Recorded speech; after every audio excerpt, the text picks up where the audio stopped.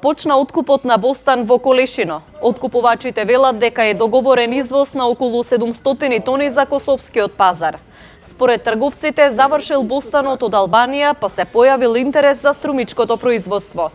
Денеска присутни беа и косовски трговци во Колешино кои што се задоволни од квалитетот на струмичкиот бостан. Ali mi smo čuli da je roba ovde dobra i cena je dobra. Mi smo došli ovde da tovarimo robu. Бостанџиите не се задоволни. Велат дека ова се задоцнети реакции, бидејќи најголем дел од производството скапало по нивите. Ами чешки нека почне. Ние ако почне ќе поздраваме, ќе плускаме. Ама не верувам.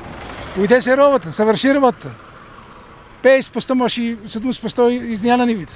И шо Дека е задоцната сега било каква интервенција? Абе шо ќе каква интервенција ќе дадат? На шо ќе дадат интервенција? На шо ќе дадат интервенција кога ние не ме продадат ништо? И народот ќе нема да си покрие трошковете. А за друго да не правиме обет. Ќе остане по нивите, но останува стасан целио, а нема откуп нема. На ден по еден камион не врши работа. Затоа подхитно владата мора да преземе нешто.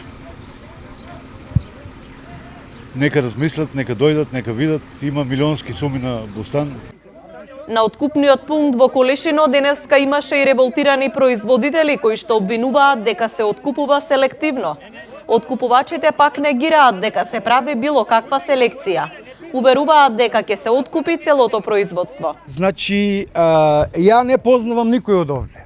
Значи, не можам да кажем дека е селективно. Ја апелирам до сите. Кои што имат бостан, слободно нека донесат. Денеска се товарат 4 камиони, тоа е 100 тони. Утре уште 100 тони. Значи, ние имаме капацитет од 700 тона до петок. Аз кажав, значи, ќе има и други купци. Јас сум сигурен дека ќе има други купци, затоа што веќе во Албанија бостан нема.